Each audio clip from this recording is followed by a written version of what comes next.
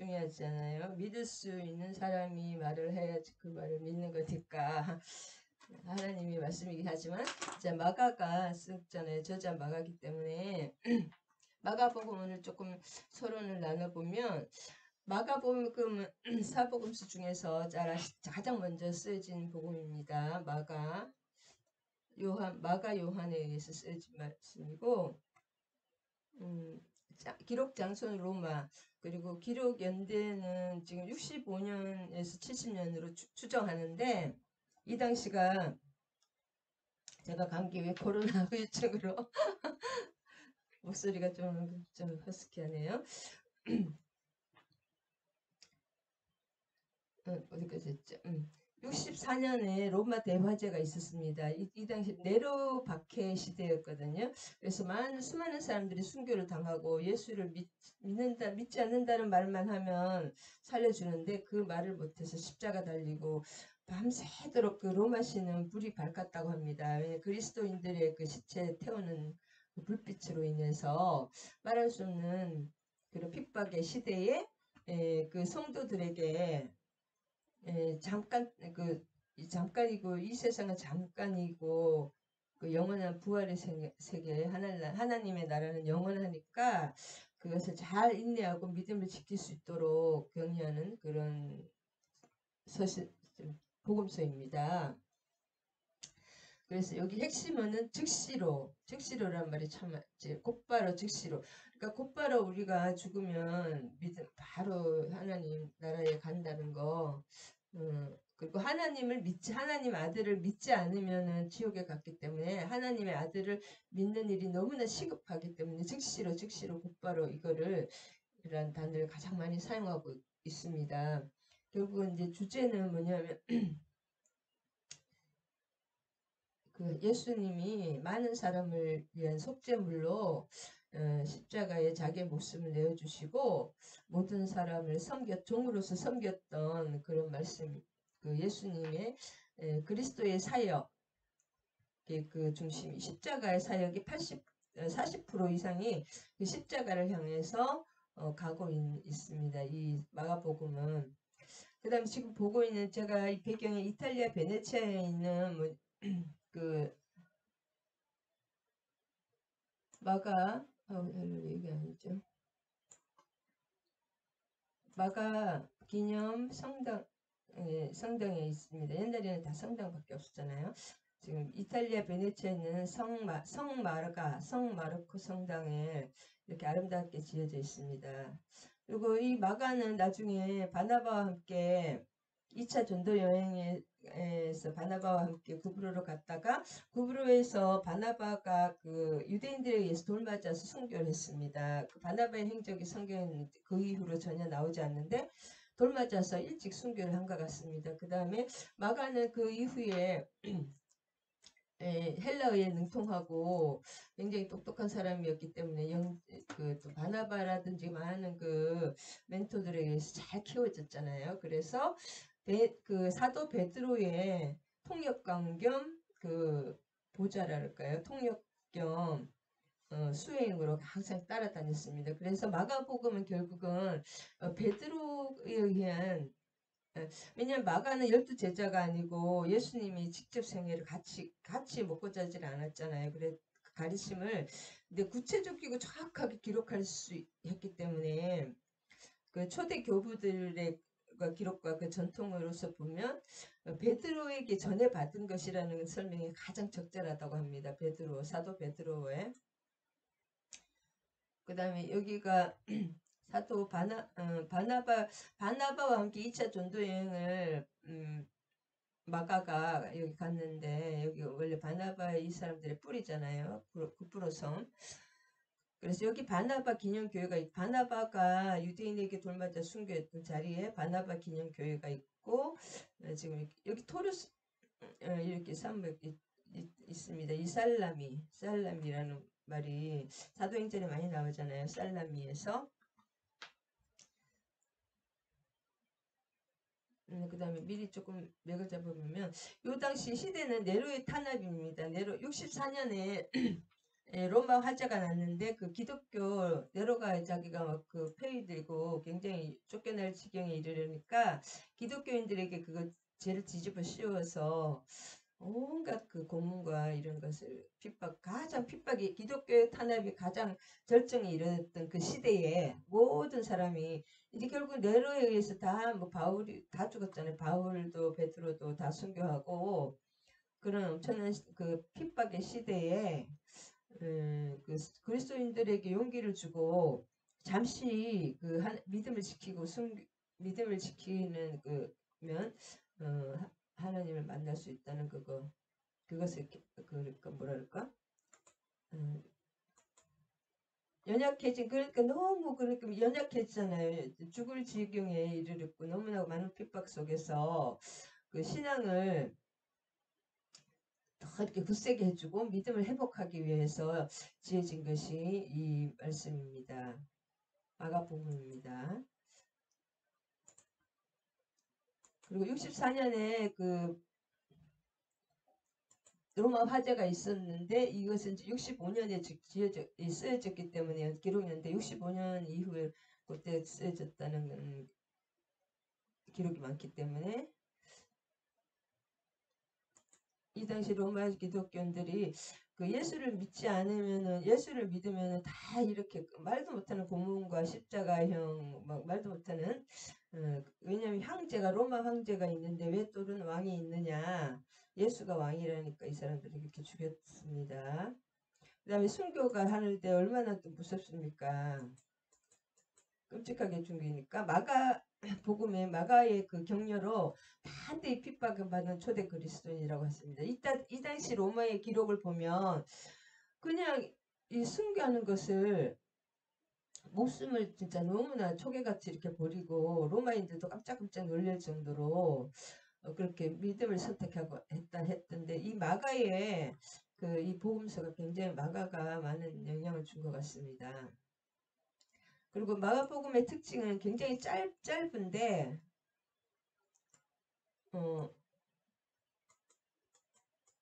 마가복음은 이제 지금 16편인데 그 40%가 그 십자가를 중심으로 흘러가고 있고 갈릴리에서 한 편, 그 다음에 갈릴리에서 예루살렘으로 올라가는 길목에서 한 편의 스토리, 두 번째 스토리, 또 세 번째는 십자가 그 돌아가시기 그 전후에서 스토리 세 편의 그 스토리로 나눌 수가 있습니다. 그래서 기록이 그렇게 되어 있습니다. 예루살렘에서 그 십자가 달리는 걸 향해서 계속 기록되어 있고 이것이 40% 이상이다. 그렇게 알 수가 있습니다. 그리고 이 누구예요? 마가복음은 누구 영향을 베드로의 영향이죠. 이 마가가 바나바가 돌아가신 이후에 베드로의 통역과 수행으로 계속 끝까지 활동을 했고 나중에는 그 내 아들 마가라고 했거든요. 베드로가. 그리고 사도 바울도 그 굉장히 그 마가를 칭찬하면서 처음에는 마가를 좀 싫어했지만 마지막에 칭찬하면서 디모데 후서 같은 데는 그 마가를 데려오라 마지막 그 로마 돌아가시기 전에 마가가 내 일에 굉장히 유익하다. 그래서 거의 이제 마가가 마지막에는 그 영적인 수준이 베드로와 사도 바울의 그 동급 그 정도까지 그 영적으로 성장을 했습니다. 그래서 또 이걸 쓸 수가 있었기도 하지만은 또 베드로의 그 수행으로서 통역관으로서 베드로는 히브리어와 아람어밖에 못했기 때문에 헬라어에 능통한 마가가 계속 그 통역을 하면서 베드로의 설교와 막 일치 이런 걸 다 기록하면서 그런 것을 정리해서 적은 것이 마가복음이라는 그런 학설이 많습니다. 그래서 모든 것은 베드로의 그렇게 결국은 이 진짜 저자는 베드로라고 할 수도 이면의 저자는 베드로의 영향을 가장 크게 받았는데 그래서 이 베드로의 이름이 앞편과 뒤편에 계속 나오고 있습니다. 그리고 14장이라든지 베드로의 시몬을 그래서 갈릴리 해변으로 1장 16절 갈릴리 해변으로 지나시다가 시몬이 베드로잖아요. 시몬과 형제 안드레가 맨 처음에 나오고 중간에 그리고 베드로가 실수한 내용을 굉장히 많이 나오고 14장에도 계속 베드로 내용이 나오고 마지막에도 그 베드로 내용이 굉장히 많이 나옵니다. 왜냐하면 본인이니까 본인이 제일 잘 알 거 아니에요. 베드로 중심으로 쓰여졌다. 그러면 베드로의 성격은 객성이 행동적이고 이렇게 단순하면서도 이렇게 핵심을 이렇게 하기 때문에 행동과 사건 이런 중심으로 모든 그 예수님의 생애라든지 중간에 그 유년 시절 이런 게 전혀 나오지 않습니다. 바로 사역으로 들어갑니다. 제자 부르고 그렇게 기독교 때 있다는 특징이 있다.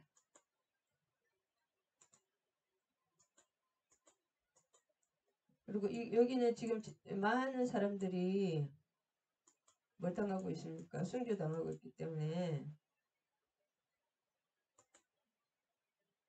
그리고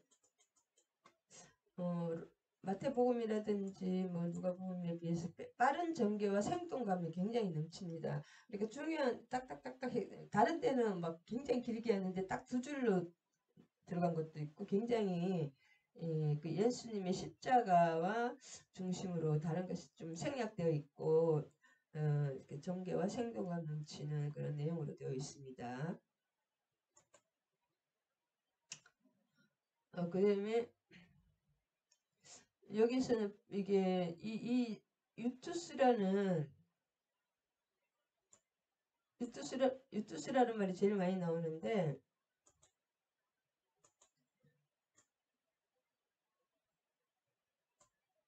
유투스 여기서 바로 즉시고 지금 많은 또 순교 당하는 그런 살상의 막 그 시간이 있잖아요. 이 시간에 지금 네로가 막 계속 죽이고 이렇게 하는 예수 믿으면 다 죽는 시대이기 때문에 유투스 부사 즉시 곧이라는 말이 굉장히 이것이 핵심입니다. 곧바로 즉시로. 그리고 그거 뭐가 이렇게 곧바로 즉시로냐? 예수님에 대한 그 믿음, 예수 그리스도의 그 하나님의 아들을 믿는 일이 굉장히 급하다. 왜냐하면 천국과 지옥이 갈리기 때문에 이런 이 말이 굉장히 즉시 믿어야 된다는 거. 즉시 이 말이 굉장히 많이 나옵니다.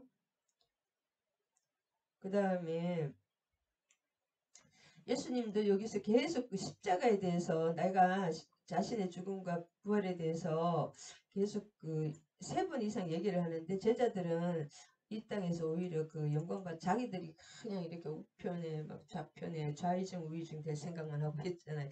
이렇게 끝까지 하나님 예수님은 십자가를 지는 것이 나의 삶이다. 우리가 예수님의 따라서 십자가 지는 삶, 섬기는 삶이 우리의 하나님은 우리를 원하는데 우리는 세상에서 잘 먹고 잘 살고 막 높아지기를 원하는 그 모습 진짜 그 아이러니한 모습을 참 볼 수가 있습니다. 그 모습이 우리의 모습이다. 저도 참 화냈는데 그 모습이 내 모습이더라고 알고 보면 우리의 모습입니다.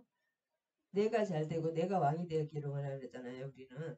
그래서 근데 여기는 이제 마가복음이 가장 먼저 쓰여졌는데 마가복음을 보고 쓴 것이 이제 많은 참고로 쓴 것이 마태복음인데 마태복음은 마가복음과 90%가 일치가 됩니다. 그 내용 하나하나는 조금 여러 가지 그 관점은 다릅니다. 그렇지만 특색이 있지만 그 다음에 그 누가복음은 누가예요? 루카 이 사람도 굉장히 그 헬라적인 헬라 사람이잖아요. 그래서 50%가 일치합니다.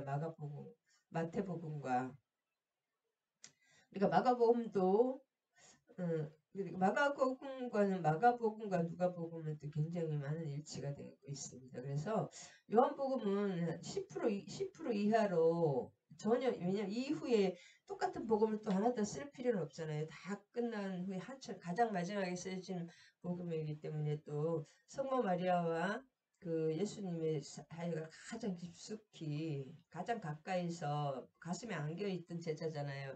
사랑하시는 제자. 여기는 이제 90%가 독자적인 내용이다. 그 영적인 성령에 대한 내용이다. 하나님의 아들에 대한 내용이고 여기는 또 사람에 대한 인자 예수님에 대한 것이 중간에 많이 있습니다. 공간복음.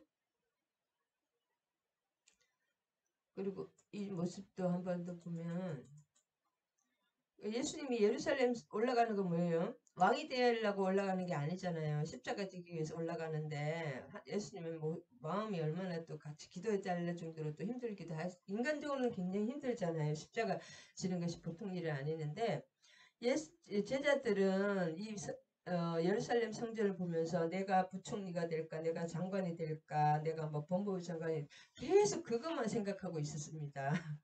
그러니까 우리의 모습이죠. 항상 하나님은 십자가 지는 삶을 낮아지는 삶을 원하시는데 우리는 높아지는 삶 반대로 항상 우리의 하고 있다는 것을 알 수가 있습니다. 그래서 베드로 마가복음은 베드로의 영향이 가장 컸는데 베드로의 그 설교를 많은 설교를 정리하면서 적은 것이 마가복음이라고 하는데 그래서 베드로가 고넬료 집에서 베드로는 성격이 굉장히 이렇게 군더더기가 없고 딱 핵심만 탁탁탁탁 하는 스타일이기 때문에 그 고넬료 집에서 베드로의 설교 순서 세례 요한 이야기, 하나님 나라 이야기, 예수님의 십자가와 부활 이야기 딱 그 세 개로 되어 있는데 마가복음의 구성도 똑같습니다. 세례 요한 이야기, 그다음에 갈릴리에서 하나님 나라 선포한 이야기, 또 하나님 나라가 오면 병과 그런 것들이 다 치료가 되니까 병과 저주가 없잖아요. 가난과 병과 저주가 없는 하나님 나라 그것이 갈릴리 사역과 그 다음에 예루살렘 순환과 부활 이야기 이렇게 이 구조가 똑같습니다. 구성과 구조가 순서가 이렇게 베드로의 설교와 똑같다. 그래서 베드로의 영향력이 크다는 것을 알 수가 있습니다.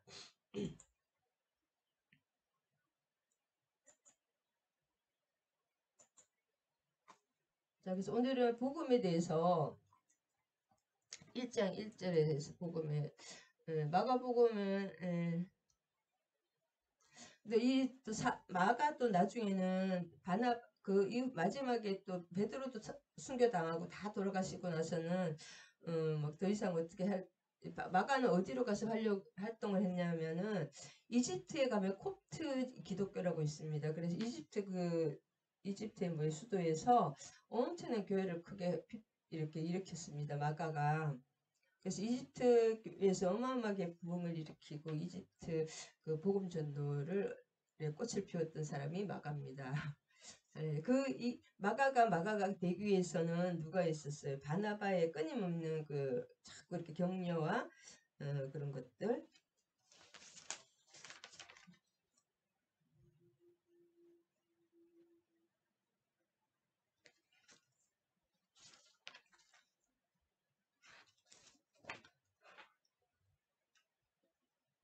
그래서 마가는 누구냐 하면 마가 사도행전을 잠깐 보겠습니다. 사도행전. 마가가 어떻게 또 이렇게 신앙이 성장이 되어 오느냐.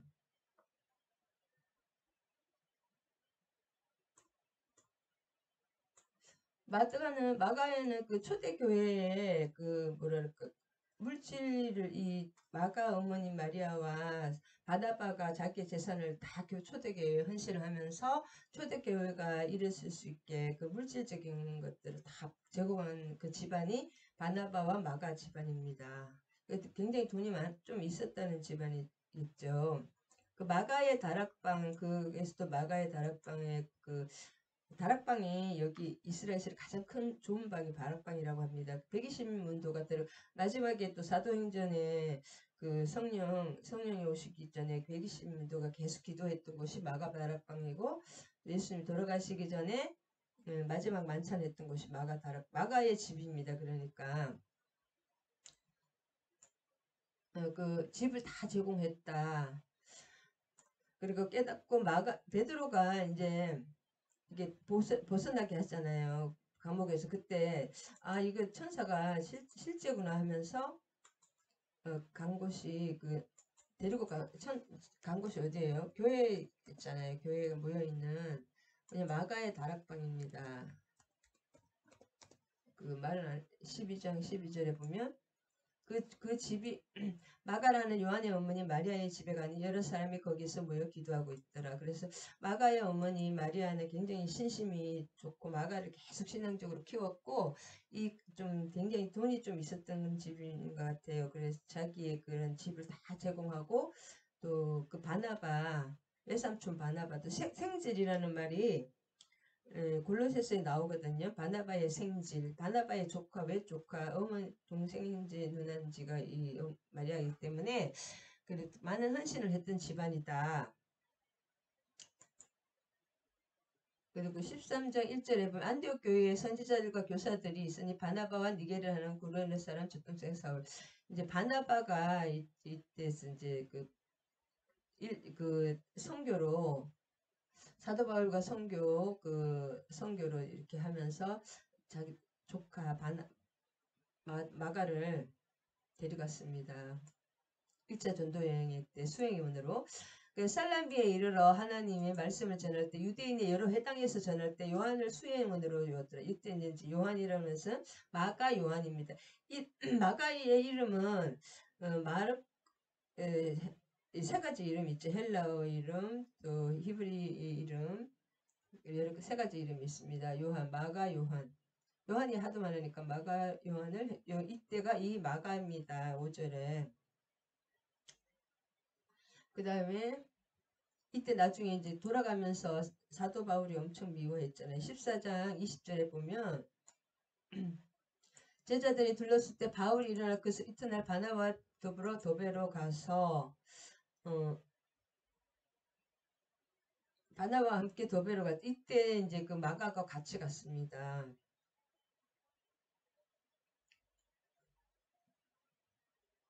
소르스 산맥인가 그게 너무 무서워가지고 돌아갔죠. 그 다음 마가가 이렇게 돌아간 이유는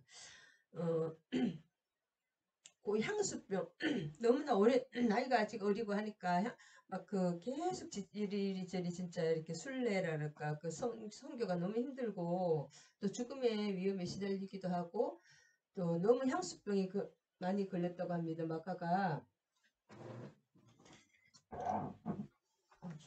마가가 향수병에 걸렸고 그다음 부잣집 아들이기 때문에 고생을 그래도 조금 너무 힘들어 하여튼 너무 힘들어서 포기하고 갔습니다. 그렇지만 그 바나바와 많은 또 뭐랄까 선배와 그 스승들의 힘으로 이 마가가 다시 다 그 영적인 그 큰 제목으로 키워 주었습니다. 교회에서. 그 다음에 15장, 지금 사도행전 15장입니다. 15장 사도행전을 보면 여기 이제 마가가 좀 나오기 때문에 15장 38절에 바울은 밤빌리아에서 자기들을 떠나 함께 일하러 가지 않은 자를 데리고 가는 것이 옳지 않다. 그래서 바울은 이제 이름 너무 마가가 자기 스타일이 아니잖아요. 그래서 너무 싫으니까 이름도 나오지 않고 자기들을 떠나 함께 일하러 가지 아니한 자 이거를 2차 전도여행에 마가 때문에 결국 2차 전도여행이 이렇게 바울과 바나바가 찢어지게 된 원인이 바울은 신라를 바나바는 누구예요?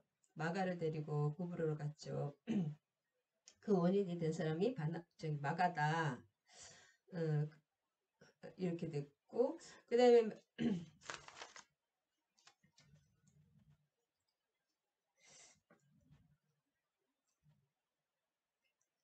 근데 이제 디모데후서 4장 11절에는 사도 바울이 나중에 얼마나 마가를 좋아했냐, 마가를 굉장히 동력자로 든든한 동력자로 여겼던 것이 내가 올 때에 마가를 데리고 오라, 그가 나의 일에 유익하니라. 그래서 사도 바울도 이 마가를 굉장히 큰 든든한 동력자로 인정하고 마가가 그만큼 자랐습니다. 바나바와 또 많은 사람들의 헌신과 그 섬김에 의해서 그랬던 걸 알 수가 있다. 그 다음에 베드로전서 5장 13절을 보면 한번 찾아보겠습니다.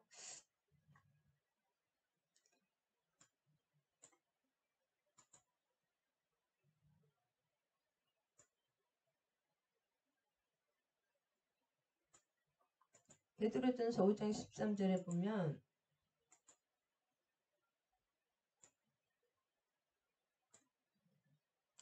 택하심을 받은 바벨론에 있는 교회가 너희에게 문안하고. 자, 바벨론에 있는 교회는 뭐예요? 지금 로마 교회를 바벨론이라고 하는 것입니다.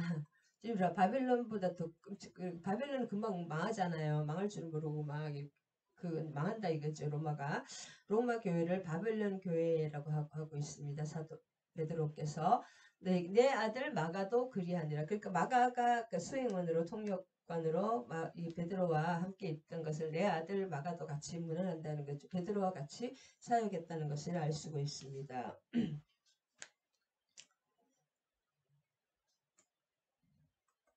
그래서 마가가 굉장히 중요한 인물로 처음에는 좀 믿음이 연약했지만은 굉장히 그 믿음이 키워주는 그 교회에서는 이것이 참 중요합니다. 사도 바울처럼 앞으로 무작정 밀고 나가는 것도 중요하지만 바나바처럼 계속 그 넘어진 자들을 세워주고 격려해주고 포기하지 않고 계속 키워줄 때 그 사람이 또 그 교회의 큰 일꾼으로 자라는 것을 볼 수 있습니다. 마가가 그 대표적인 인물입니다. 그리고 마가 자체도 이 복음서를 쓸 수 있을 정도로 엄청난 그 영적으로 성장했다는 것을 알 수가 있습니다. 여러 가지 좀 보면 그래서 1장을 요약해 보면 행동의 복음으로 이끌어지는 마가복음은 행동의 복음이다. 왜냐하면 베드로의 영향으로 세례 요한의 사역과 예수님의 활동을 기록하는 그 첫 장에서부터 확인됩니다. 다른 복음서에서는 요한복음은 좀 예외지만 건강복음에서는 예수님의 그 탄생에 대해서 쭉 나오잖아요. 뭐 동방박사도 나오고 뭐 목동도도 나오고 계속 탄생 그런 거에 대해서 많이 나오는데 바로 세례 요한부터 나오고 그다음에 예수님의 그 공생의 활동부터 나옵니다. 다른 건 짧게 나오고 그래서 그 굉장히 행동의 복음이라고 할 수가 있습니다. 그리고 1장 1절에 마가복음 이 당시에는 그 누구예요? 시대가 로마의 이 장소도 뭐냐면은 저작 장소가 로마입니다. 로마 교회라고 로마에 사는 그리스도인에게 쓴 그 복음서인데 1장 1절에 하나님의 아들 예수 그리스도의 복음이 시작해 이 말은 그냥 할 수 있는 말이 아니라고 합니다. 이 예수 그리스도 하나님의 아들이라는 왜냐하면 이 당시 로마의 황제들은 I am God 내가 주다 내가 신이다 그렇게 했잖아요. 황제가 신이었기 때문에 황제의 신당이 굉장히 많더라고요. 에베소 같은 데는 로마에 지금 그 에베소라든지 소아시아에 보면 5개인가 있는 것 같아요. 에베소 중 무슨 황제의 신전 황제가 황제가 하나님인데 왜 예수님이 하나님의 아들이고 하나님이라고 하느냐 그러면서 이 1장 이 말씀을 하기에는 그냥 이렇게 했던 것은 목숨을 내놓고 하는 말이라고 합니다. 지금 같은 시대가 아니잖아요. 로마 또 특별히 또 네로 황제가 아주 막 도끼를 품은 시대이기 때문에 그래서 이 예수 그리스도의 복음의 시작이라 이 말은 이 말을 바로 또 단도직입적으로 들어가 1장 1절을 보면 이게 또 핵심이고 이 사도의 마가복음 전체의 핵심이기도 한데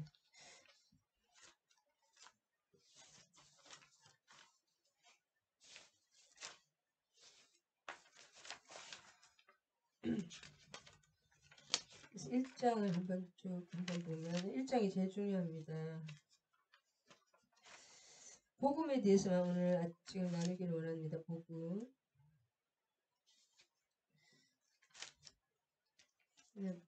못 찾겠네요. 보고 하는 스타일이 아니라. 자, 하나님의 아들 예수 그리스도의 복음의 시작. 복음이 유앙겔리온이잖아요. 유앙겔리온. 오늘 이거만 해도 되겠네요. 유앙겔리온이라는 것은 뭐냐면 우리가 참 잘못한 거는 이게 복음을 정확하게 알아야 됩니다. 복음을 정확하게 모르면 우리 이제 헛 믿는 것 같아요. 왜냐면 복음은 유앙겔리온인데 유앙겔리온 기쁜 소식이잖아요. 뭐 마라톤 전쟁에서 옛날에 마라톤 전쟁에서 유앙겔리온 마라톤 전쟁에서 기쁜 소식은 기쁜 소식인데 이거를 해야 되겠습니다. 유앙겔리온이 뭐냐면 기쁜 소식인데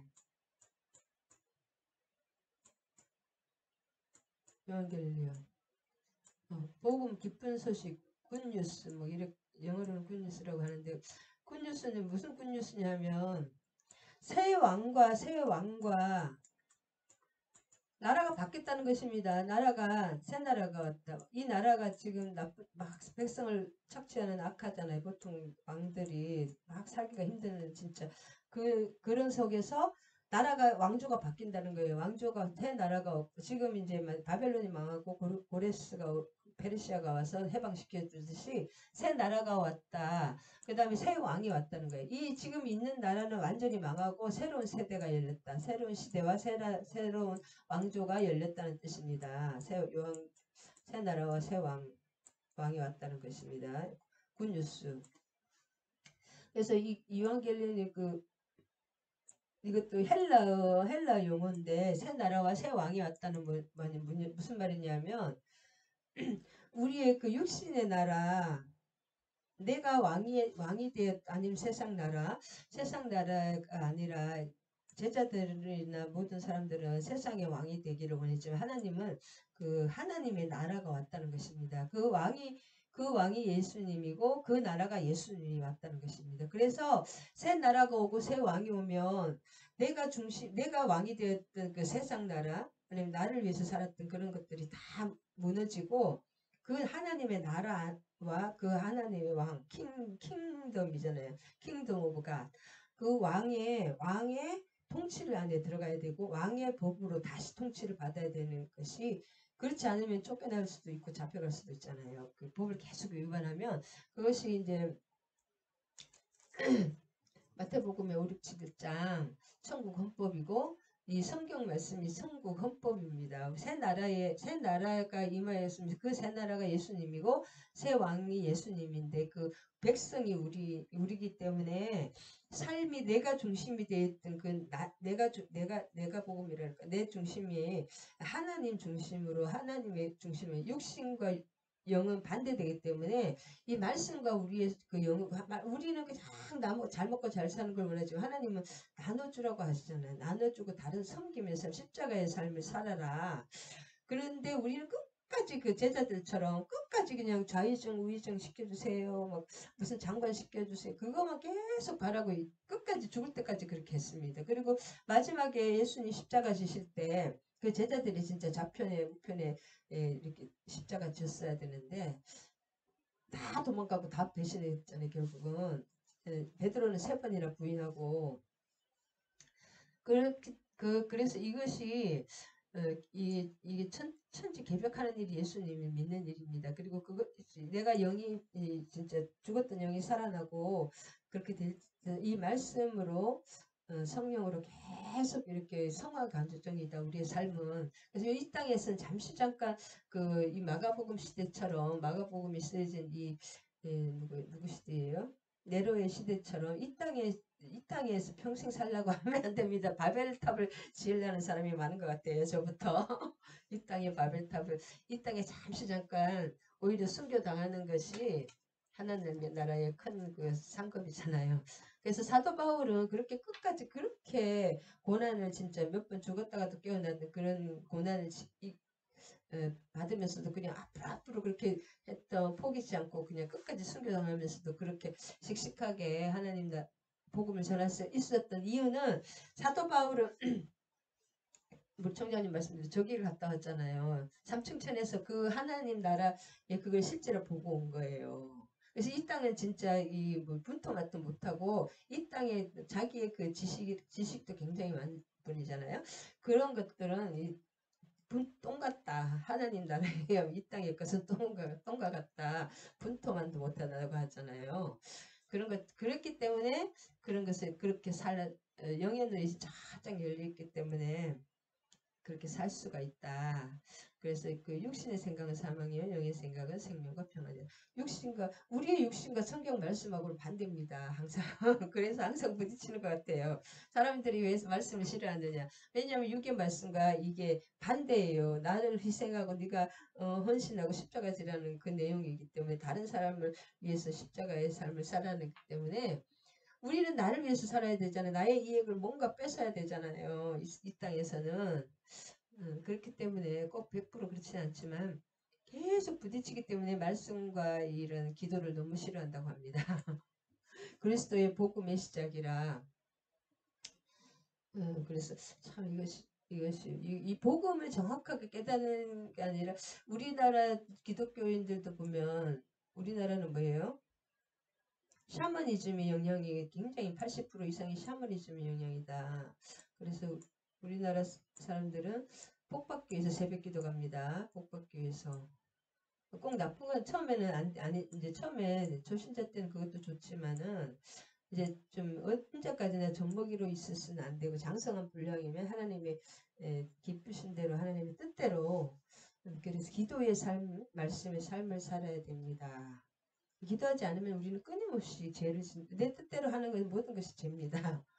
그래서 기도 안에 자나깨나 기도하려고 노력을 하고 주님을 바라보는 그 몸부림치는 발버둥치는 그 모습을 하나님 참 기뻐하시는 것 같아요.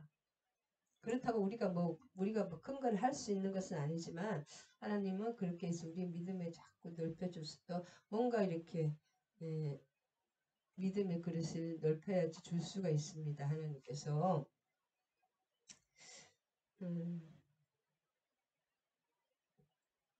그래서 이 요한계시록 이게 굉장히 중요하다. 할렐루야. 여기를 지우버리면 안 되는데.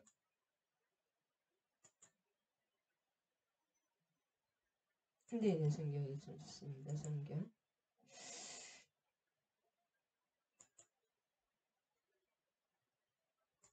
현대에 있는 성경과 내부를 같이 보면서 하나님 아들 예수 그리스도에 대한 기쁜 소식의 시작이라. 그 다음에 복음의 시작이란 말이 굉장히 여기 중요한데 이 시작이란 말은 어디서 나왔냐면 창세기 1장 1절에 태초에 하나님이 천지를 창조하시니라. 태초에 그 브레스트가 뭐냐면 시작이라는 뜻이거든요. 비기닝에 최초에 더 비기닝이잖아요. 그런 시작이라는 예수 하나님이 이 창세기 1장 1절에 그 천지를 창조하신 것 그 시작이잖아요. 시작에 태초란 말이 시작이란 말이거든요. 시작. 그 시작이란 말을 똑같이 여기 기쁜 소식의 시작이라는 말을 쓰면서 그 예수 그리스도에 의한 그 재창조, 새 창조라기도 하고 재창조라는 창조, 새로운 그 창조가 시작된다는 것입니다. 옛 창조가 좀 미흡하잖아요. 잘못 타락이 됐기 때문에 아담에 의해서 그 시작의 그 창조가 된다는 것입니다. 예수 그리스도는 하나님의 특징은 창조자라는 것입니다. 창조주 하나님.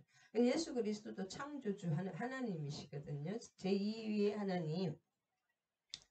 창조의 역사가 일어나는 것입니다. 망가진 우리의 심령들을 새롭게 창조하시고 모든 것들을 새로 창조하시는 그 새 나라와 새 왕이 오시면서 모든 것이 바뀌는 것입니다. 마귀의 나라에서 하나님의 나라로, 죄악의 나라에서 생명의 나라로, 죽음의 나라에서 생명의 나라로, 죄악의 나라에서 그 기쁨과 이런 선의 나라로, 악의 손으로 변하는 그 나라의 소식이 시작됐다. 그래서 마가복음이 그 창세기 1장 1절과 이것이 뭐랄까 같은 개를 같이 한다고 할 수 있습니다. 그리고 이제 이 너무 현대인 성경하면 이게 말이 좀 이게 길어가지고 선지자 이사야의 글에 보라 내가 내 사자를 내 앞에 보내느니 그가 내 길을 준비하리라. 그래서 이 출애굽기 23장 2절과 말라기 3장 1절 이 말씀이 여기가 들어가 있는 것입니다. 그래서 한번 찾아보겠습니다. 출애굽기 23장 2절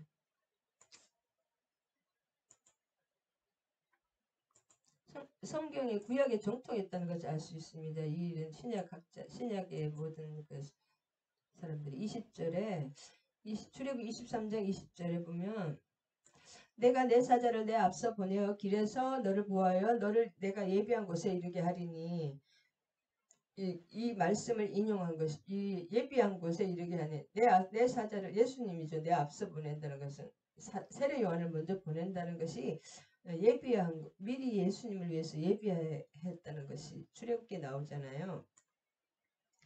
이게 말라기에도 나옵니다. 말라기 3장 1절에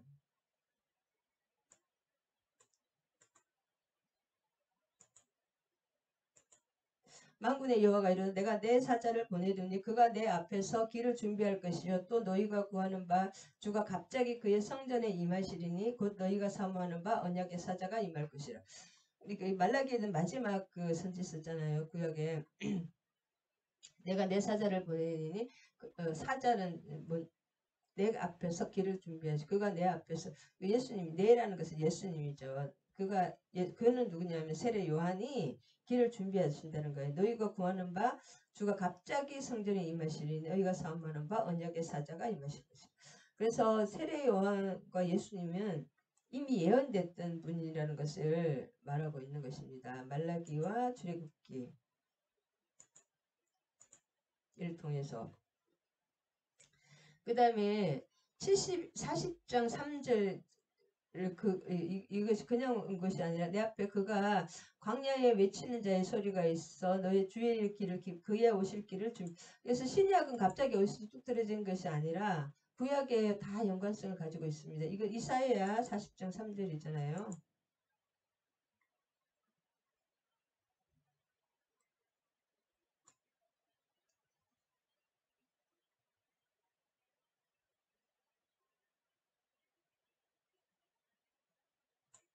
이사야 40장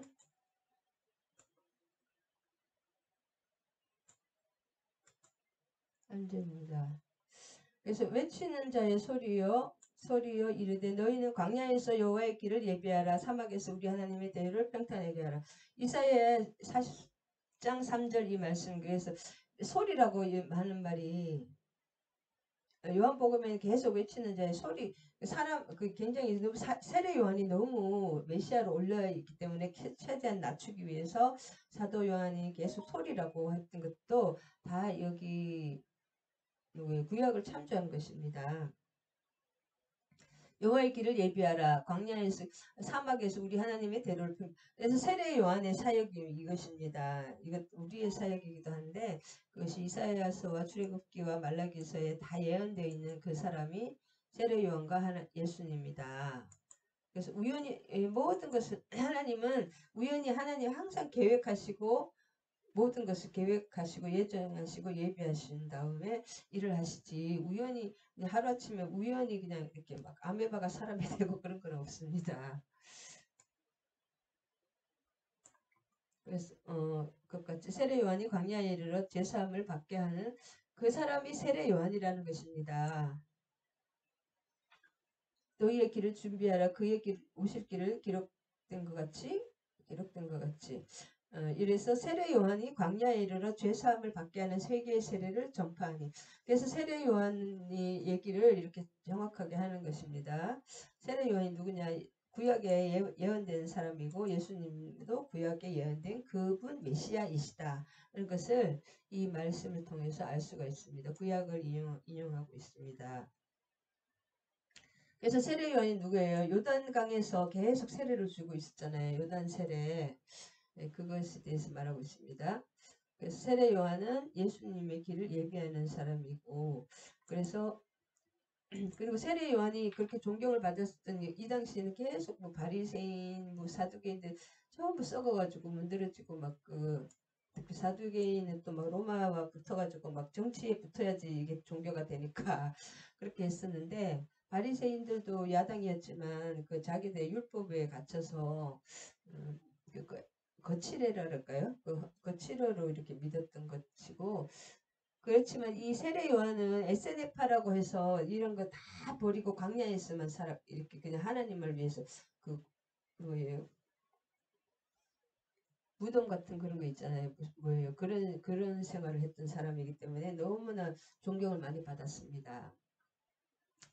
실제로 그렇게 삶을 메뚜기와 석청을 먹고 세상의 모든 것을 버리고 하나님만 위해서 살았기 때문에 그 사람은 진짜 존경하고 당신이 메시아 끝까지 메시아라고 그 세례 요한파도 그 연구를 해보면 세례 요한의 그 제자들도 끝까지 자기 자기 스승이 너무 위대하게는 위대하시니까 그 끝까지 고집하고 그런 것도 있어요. 메시아라고 하는 사람도 있고 막 그랬습니다. 그래서 이렇게 예비를 했다. 낙타가 있고 잠깐 이런 게 아니라 세례 요한은 평생을 이렇게 살다가 이렇게 순교당했습니다.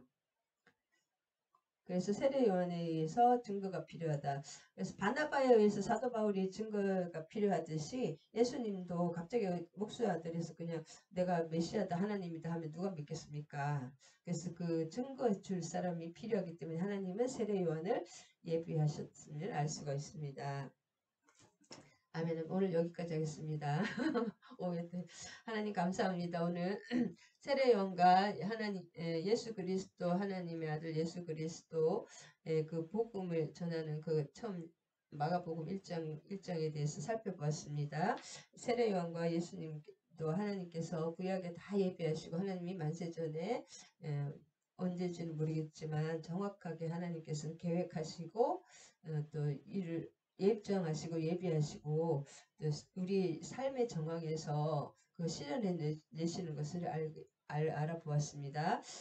그래서 우리의 삶도 우연히 왔다가 우연히 가는 것이 아니라 반드시 하나님의 계획과 부르심과 선택과 부르심하에 그분께 우리의 책임 있는 순종으로서 잠시 잠깐 있다가 안개 같은 삶에서 오직 그 생명을 붙들 때 우리의 삶이 가치가 있어지고 영원한 천국과 영원한 지옥이 있다는 것을 우리의 삶으로 깨닫고 마가처럼 곧바로 즉시로 그런 즉시로 예수 그리스도를 믿고 하나님의 아들 예수 그리스도를 믿고 생명을 얻고 그분으로 인해서 생명을 얻고 영원한 그 천국에 하나님의 자녀가 되는 귀한 시간이 되기를 간절히 소망하며 예수 그리스도 이름으로 기도드립니다. 아멘 아멘. 사랑하고 축복합니다. 주기도문과 축도하심으로 예배 마치겠습니다. 하늘에 계신 우리 아버지여 이름이 거룩히 여김을 받으시오며 나라가 임하시오며 뜻이 하늘에서 이루어진 것 같이 땅에서도 이루어지이다. 오늘